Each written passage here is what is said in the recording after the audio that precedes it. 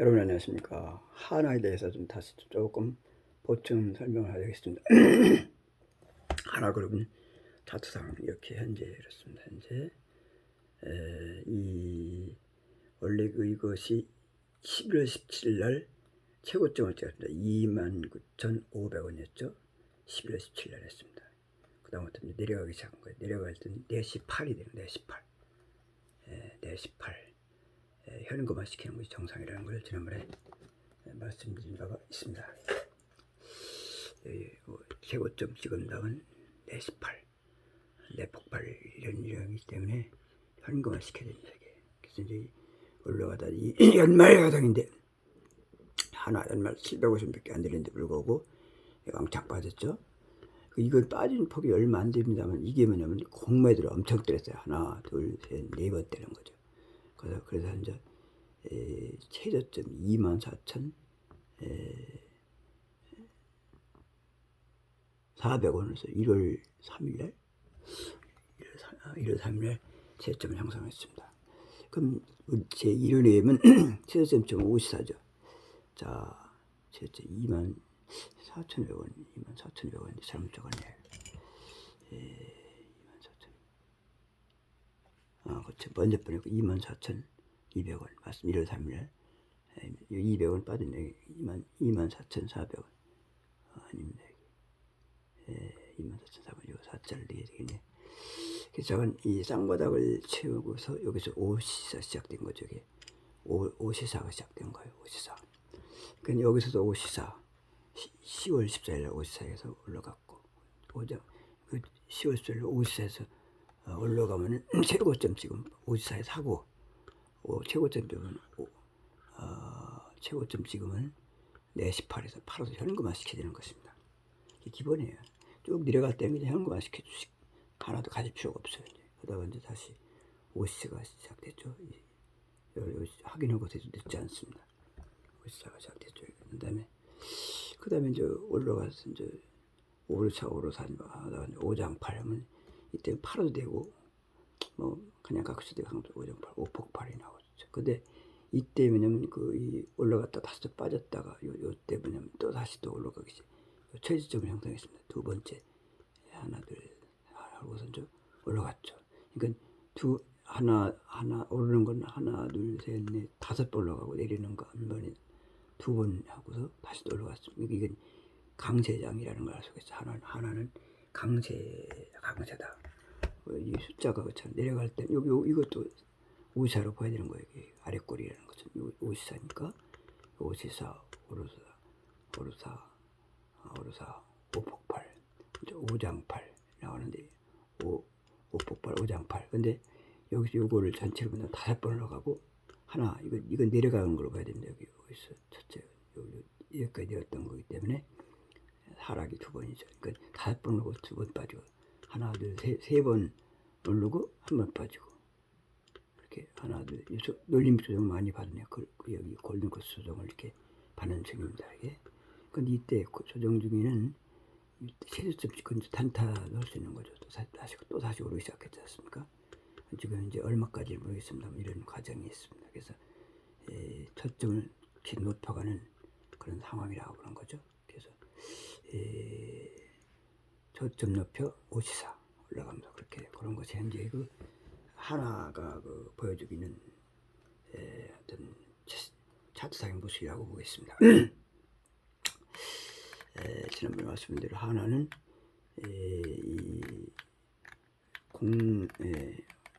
공매도를 1월 10일에 쳤습니다만 지금 뜨면 상태고 나중에 의미 갖고 이거는 뭐냐 하나는 이걸 보라겠죠. 여기서 하나는 재무제표에서 이 EPS가 요걸 강조해서 다시 한번 확인하셔야 합니다. EPS 한 주당 얼마씩 버느냐 이거 바람가 복잡하니까 배당 얼마 하는 거 요거 배당 얼마 하는 걸 보고 배당금 요걸 확인하고 그 다음에 이제 더 자세히 보려면 이제 EPS를 보면 좋아요. 주식은 복잡하면 힘든다고. 한 주당 저는 이제 919원을 벌었어요. 근데 여기 뭐냐면 2,009원이니까 여기 1,000원만 줘야 900이 올라간 겁니다. 900. 여긴 또 이게 2021년도 21년도에는 뭐냐면 이 9,203이 됐으니 900이 이거 10배 올라간 거죠 완전히. 그러니까 하나는 이렇게 그 돈을 이렇게 잘 번다는 얘기입니다. 근데 작년도 얼마 벌었냐? 여기 21학년도 22년도에는 요건 이제 12,259를 벌었으니까 이때로 본다면 919 본다면 이건 10배 올라갔고 이건 12배 정도 올라간 거죠. 12배 정도. 그러니까 상당히 돈을 잘 버는 회사가 그 하나라는 걸 알 수 있습니다. 그 이유는 전쟁 속에서는 전쟁을 이끄는 것이 이제 다른 나라는 게 돈도 별로 없어요. 근데 미국이라는 것은 나라는 상당히 뭐라 할까 다른 걸 봐도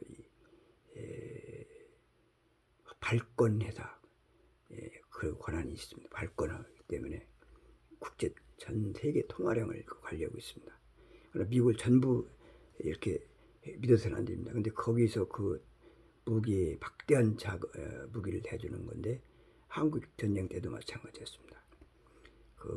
어떤 점이 있냐면 전쟁에서 이제 인천 상륙 작전과 함께 이제 진격을 해서 이제 가다가 이제 이 휴전 중공군이 난입되면 이제 밀렸죠. 그 과정 속에서 이제 뭐냐면 휴전이 됐습니다.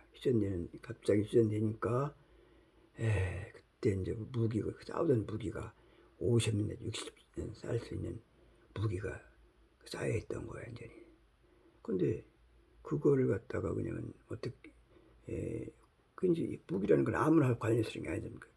무기 탄약을 갖다 일반 나한테 갖다 줘도 그걸 쓸 수가 없어요. 무용지물이. 그리고 위험해서 접근할 수가 없는 겁니다. 그러나 그걸 기술 가지고 있는 회사가 한화그룹입니다. 탄약 관계는 한화 다이나마이트 한화 이런 것이 있는데 그 한화에서는 그 전쟁만 쓴 게 아니라 이제 다이나마이트 공사 현장에서 터트려 갖고서는 그런 쪽으로 쓰고 다양하게 이제 국가 건설에 이제 기여했는데 이게 이제 60년, 5, 60년 동안 쌓여 있던 거 완전히 관리 비용만 들어가는 거죠.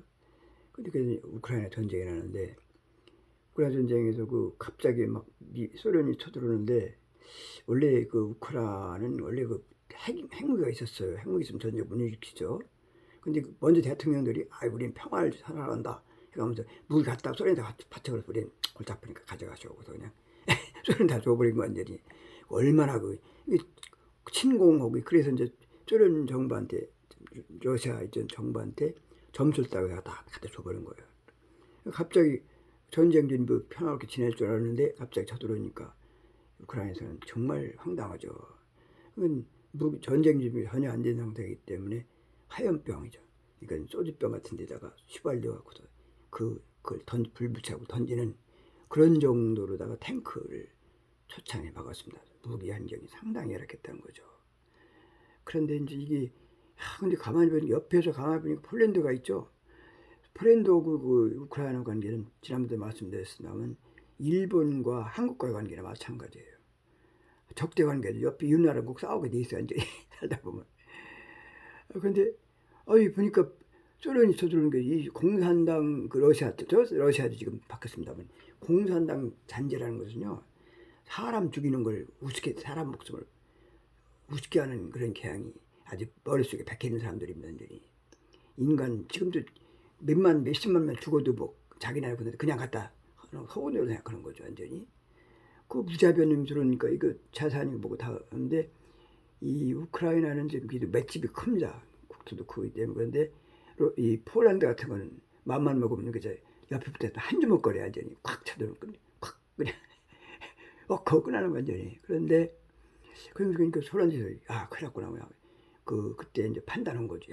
이런 상태가 되면 우리나라도 순식간에 러시아 망하면 바로 우리나라 절대 망하기 때문에 이건 선택 여지가 없다. 그래서 우크라이나를 지원해주면 돼요. 무기 있는 적이 다 주고 해갖고서 이제 재래식 무기 줘갖고서 그걸 막는데 대리전하는 거죠. 우크라이나가 나를 지켜주는 거야. 우크라이나 싸움에 따라서 나를 지켜주는 역할이기 때문에 그런 역할을 이제 폴란드에서 그걸 깨닫고서 머리가 좋은 거지 지도자들이 거기 우크라이나 지도자들 설명하고 그래갖고서 그냥 무기를 해준 거. 그러다 보니까 공백이 있잖아. 그걸 이제 한국에서 무기 갖다가 하는데 미국 무기는 한번 하려면 절차가 복잡해요. 의회 통과하고 말이 많건. 근데 한국은 좀 신속하게 처리할 수 있거든요. 그래서 한국 무기를 갖다가 이제 그러다 적극 해갖고서 이제 처리 보충되는 거 하면서 계속 있는 무기들을 갖다 우크라이나에 대줘서 우크라이나는 그래도 이제 그 폴란드 자기 나라 전혀 준비하는 상태보다는 폴란드는 약간 준비가 많이 축적된 게 있었기 왜냐하면 소국 국가이기 때문에 그런 원래 무기는 그 우크라이나라든 이런 걸 인접국을 막으려고 하던 그런 정도 무기가 많았습니다. 그런 재래식 무기를 갖다가 저런 거 우크라이나에 줘갖고서 생겼었습니다. 그 과정에서 이제 된 겁니다. 전쟁을 하게 되면요, 전쟁이 되면 그 미국과 연관된 걸 얘기입니다. 다른 걸 뭐 돈 대줄 힘도 없으니까. 근데 그 한국 전쟁 때 이제 그 미국서 강력히 하다 보니까 한국을 막기 위해서는 미국에서 직접 날아와서 전쟁할 수가 없습니다. 거점이 일본입니다. 그래서 일본에다가 이제 그 이 무기를 갖다 놓고서 이제 싸움을 한 거예요. 그러다 보니까 그 전쟁과 수행 속에서 많은 전쟁이라는 건 물자를 많이 소비하는 거거든요. 완전히 무기라든지 여러 가지 경제적 소비가 많기 때문에 일본 경제가 부흥하는 계기가 된 거죠. 예. 그래서 이제 일본이 부자 된 거예요. 그 취들린 것도 있지만은 미국도 돈 갖다 준 거예요. 마찬가지예요. 그 무기 여러 가지 그런 거 있고 그다음에 또 우리나라에서는 또 가깝게 베트남 전쟁 때 거기 참 우리 어려운데 거기다 어려운 결정했겠죠. 왜냐 한미 방위 조약이라는 것은 그렇습니다. 미국과 우리나라가 미국 위기가 있으면 한국이 도와준다는 이승만 대통령 때 이제 그런 조약이 있었어요. 미국이 우리나라 근데 그래서 이제 거기 파병을 했는데 상당히 고생하신 분이 많은데 그때 가서 돈도 벌고 무기도 그때부터 첨단화된 이유가 바로 그겁니다. 이제 그리고 그런 역사적 배경이 있어요. 그래서 이제 이번에 이제 러시아와 그 우크라이나 전쟁 속에서 돈 버는 그 전쟁에 돈 버는 건 도덕적으로 맞지 않습니다. 그러나 실질적으로 이렇게 그 실질적으로 이런 과정이 보면 자 봐요. 2019년, 20년, 21년, 22년입니다. 한번 보세요. 19년에 919원을 벌었어요. 하나가 한 주당. 근데 그 2000년에는 뭐냐면 2009가 됐어요. 이제 이 전쟁이 시작된 일부만. 근데 2021년도에는요. 한참 전쟁인데 이게 뭐냐면 9,203원을 벌었어요. 한 주당. 그러니까 900원 19년에 900원 벌었다 2011년에 2년 만에 10배가 상승된 겁니다. 그리고서 작년도에는 12,259원 되고 완전 짓게 된 건 아닙니다만 잠깐 그래서 이 19년에 보다는 뭐냐면 되게 12배 정도의 그 주당 한 주당 버는 돈이 이렇게 나타난 겁니다. 대단한 거죠 완전히. 근데 이게요 이 전쟁 이 무기 왜냐 그 중에서 그 분석해보니 그 지금 요새 나타나는 그 뭐냐면 탱크를 판다 뭐 이거는 그거는 요새 최근 얘기고 사실 내용적으로 본다면 이게 6.25 때 5, 60년 쓸 수 있는 무기 탄약 있지 않습니까? 그거를 핀란드에다 파는 거야 이제 살살 이런 얘기지 약간 비밀 정부 해당됩니다. 그래서 근데 소련은 대충 알아요. 그래서 그것 때문에 야 무기 공급하지 마라. 근데 우리 걔들은 직접 우리가 국한해 준 게 아니라 폴란드를 했기 때문에 약간 그 직접적인 언급을 할 수 없는 거죠. 그리고 우리는 일찌감치 선언했죠. 그건 잘해서 선언은 우리는 전쟁 민간 물자의 무기 같은 거는 우크라이나 지원할 수 없다고 선을 그었어 완전히. 왜냐면 그리고 그 이유는 뭐냐면 러시아와 관계 사실 러시아에서는요 삼성전자나 우리가 잘 나갔어요. 전쟁 많겠으면 상당히 그 좋은 관계에 있었는데 삼성전자 핸드폰이요 러시아에서 1등 시장 점유율이 아주 잘 나가는 상태였는데 전쟁 때문에 좀 상당히 힘들었죠. 그것도 역사적 배경이 있어요. 소련이 망할 적에 다른 나라 사람 다 도망가는데 한국이 삼성이나 현대는 그냥 남아 있었어요. 남아있는 것만 중요한 게 러시아에서도 그 전쟁 근데 러시아가 다시 이제 소련이 망했는데 다시 이제 그 복구가 되지 않습니까? 러시아로다가 복구되는 과정 속에서 다 피난됐다고 왔는데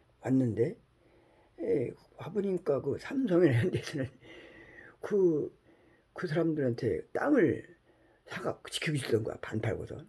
땅값이 올라갈 거 아닙니까? 팔아먹는 것이 아니라, 야, 먼저 하던 사람들 그냥 계속 하라고. 안 그래? 합작해서 돈을 줬어요.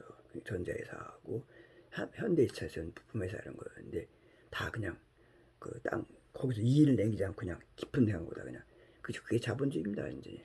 그래갖고서, 가만히 따져보니까 그 기업들이 생각하니까, 와, 다른 나라 사람 다 도망가고 난리인데, 한국 사람들 남아서 있다가 돈 나오는데도 불구하고 그걸 갖다가 찾아가지 않고서 회사한테 공짜로 다시 해서 나중에 갚아라. 돈, 부동산 값도 올라가고 이런데 그런 거 따지지 않고 그냥 갖다 제공해 준 거예요. 그래서 이제 러시아 이쪽에서는 전자회사에서는 한국이 참 믿을만한 회사 해갖고서 그 관계가 잘 돼갖고서 사실은 그 핸드폰 같은 거 잘 팔고 이렇게 잘 나가는 상태에서 그리고 기술도 좀 제공받고 후보적인 관계도 있는데 전쟁 때문에 다 모든 것이 망가졌죠. 완전히. 우리는 또 자유를 추구하는 나라기 때문에 그런 점이 있죠. 그래서 나는 그런 게 있어요. 완전히. 그런데 잠깐 이런 전쟁을 통해서 그 무기 50년 동안 쓴 무기를 팔고 이렇게 다른 데서는 뭐 전쟁에 별로 도움될 게 없으면 여기 이거는 무기라는 것은 이게 현실적이 되는 게 이렇게 해서 주당 이렇게 순이익이 증가했다는 걸 요거를 잘 한번 염두에 둬야 되겠습니다. 그러나 이제 앞으로 이제 2023년도에는 거기다가 무기 탱크라든지 탱크도 팔고 K9 자주포 이런 걸 팔기 때문에 이 천공 이런 포 같은 거 팔 게 많죠. 그럼 왜 그럼 우리나라 무기 빼가면 문제가 있잖냐. 우리는요 이런 무기 5, 60년 된 무기 쓸 필요가 없어. 왜냐면 그 무기 지금 레이저로다 목표 탁 잡으면은 거기서 딱 쏘면 그냥 명중률이 탁탁 되는 그런 자주포를 개발했는데 그 옛날 썩은 거 어디 떨어질지 모르고 얼마 떨어질지 모르는 이런 무기 누군 무기 쓰겠어요? 다 필요 없는 거예요. 그래서 전쟁에 다 주는 건데 우리한테는 별 필요 없는데 이 폴란드나 이쪽에서는 다 필요해 완전히. 그 나중에 구체적인 얘기는 나중에 여러분 상상하시기 바랍니다. 근데 거기 문제는 또 거기다 우리나라뿐만 아니라 북한도 이제 쏠는데 러시아가 재련이 다 떨어졌어요. 뭐 새로운 무기가 개발할 시간도 없고 이제 첨단은 있습니다만 무기가 떨어지다 보니까 오랫동안 하다 보니까 거기 원래 소련은 7일 일주일 만에 끝내고서 끝나요. 확 손들 줄 알았는데 그게 의해 안 들어요. 전쟁 의지로 우크라이나가 대통령과 전쟁 의지가 강력하기 때문에 상당히 이제 이 소련의 의도가 망가져 지금 사실은 소련이 패전 상태입니다 이제 거의. 근데 자료가 없으니까 이제 그 소련 북한 무기를 수입한 거예요. 이게 북한 무기 그걸로 가고 있어요. 근데 남한과 북한은 무기 똑같은 탄을 팔아도 틀립니다. 이게 북한 무기라는 것은요 이제 북쪽에서 남쪽을 공격하는 데 있고 산을 공격을 막혀 산 저쪽 북쪽에 하다 보니까 응달리는 것이 많아요. 이제 그 때문에 응달은 슈퍼고 그 때문에 무기 같은 것이 이제 슈퍼면은 이런 화학이나 이런 철들은 상당히 부패되거나 변질되기 쉽다는 얘기입니다. 그래서 지금 그 무기가 소련가 터뜨리니까 이놈들이 터지는 놈도 안 터지는 놈도 있고 상당히 개판하니까 이제 그러나 걔들 이제 걔들 팔아먹어서 그러니까 그런 과정이 있습니다. 우리는 첨단 무기를 했는데 북한은 소련 핵무기 애론이 그렇게 많이 개발할 수 있는 여건이 되지 않습니다. 사람은 그렇습니다만 그래서 점점 더 이게 그런 전쟁이 통해서 팔아서 임시